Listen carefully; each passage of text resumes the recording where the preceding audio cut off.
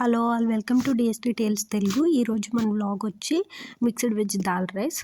చాలా simple and ఈజీగా చేసుకోవచ్చండి. లంచ్ బాక్స్లోకి అయితే సూపర్ రెసిపీ అని చెప్పొచ్చు ఇది.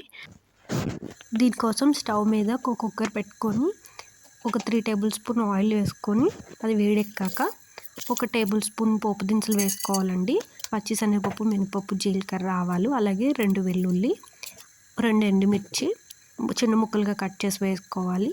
కొంచెం ఇంగువ వేసుకొని పోపు దినుసులన్నీ దోరగా వేగాక కరివేపాకు యాడ్ చేసుకోండి.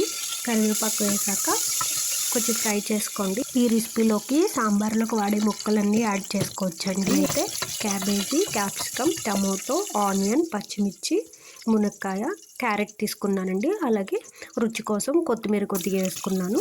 ఈ ముక్కలన్నిటిని ఒక్కొక్కటిగా కుక్కర్లో వేసేసి కొంచెం ఫ్రై చేసుకోండి. ముక్కలు బాగా మగ్గడం కోసం నేను ఇక్కడ కొంచెం పసుపు, ఉప్పు కూడా వేసానండి. ఉప్పు వేస్తే ముక్కలు తొందరగా మగ్గుతాయి. సో ఉప్పు పసుపు వేసాక కొంచెం ఫ్రై చేసుకున్నాను. ఒక 2 మినిట్స్ ఫ్రై చేశాక అందులోనే కారం కూడా యాడ్ చేసుకున్నానండి. నేను ఇక్కడ 1.5 టేబుల్ స్పూన్ కారం యాడ్ చేశాను. కారం కూడా వేసుకున్నాక కొంచెం ఆయిల్లో ఫ్రై అవ్వనివ్వండి.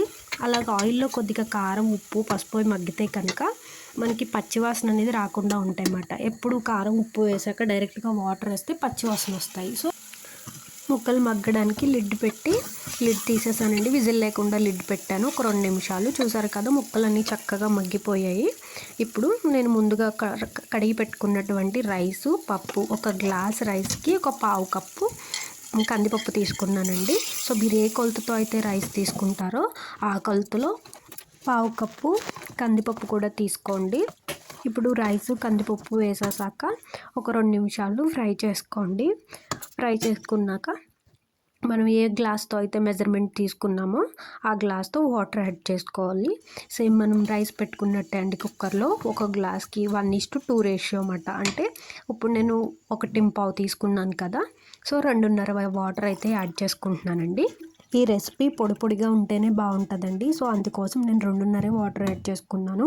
పొడిగా ఉంటే లంచ్ బాక్స్లోకి చాలా బాగుంటుంది. అది కొంచెం వాటర్ ఎక్కువ వేసారండి, జారుగా అయిపోతే కనుక లంచ్ బాక్స్లోకి అది ఆ తడి ఆరిపోతుంది అన్నమాట. అన్నం మొత్తం పీల్చేసుకొని మనం ఇప్పుడు సాంబార్ రైస్ పిల్లలకి లంచ్ బాక్స్లో పెడితే అది ఆరిపోయి అవుతుంది మధ్యాహ్నం లంచ్ బాక్స్లోకి. సో అలా కాకుండా ఈ రైస్ని ఇలా 2.5 ఎగ్జాక్ట్గా వేసుకొని 1:2 రేషియోలో వాటర్ వేసుకొని చేసుకుంటే కనుక లంచ్ బాక్స్లోకి ఇది పొడిగా వస్తుంది.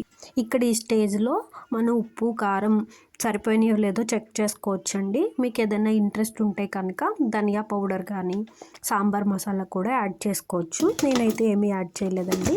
ఇక్కడ నేను మూత పెట్టేసి కుక్కర్కి విజిల్ కూడా పెట్టేశానండి. విజిల్ పెట్టాక 3 విజిల్స్ వచ్చాక స్టవ్ ఆఫ్ చేసుకోండి. విజిల్ చల్లారాక తీసి చూడండి. పొడిగా చక్కగా వచ్చింది. నాకైతే ఎగ్జాక్ట్గా ఇదే కొలతలతో చేస్తే మీకు కూడా ఇంతే పర్ఫెక్ట్గా వస్తుందండి. చూడండి ఎంత పొడిగా వచ్చిందో రైస్ అయితే. అంతే అండి. దీన్ని ప్లేట్లో పెట్టి పాపడ్తో కానీ, వడియాలతో కానీ, పచ్చడితో కానీ, ఆమ్లెట్తో కానీ సర్వ్ చేసుకోండి. చాలా రుచిగా ఉంటుందండి.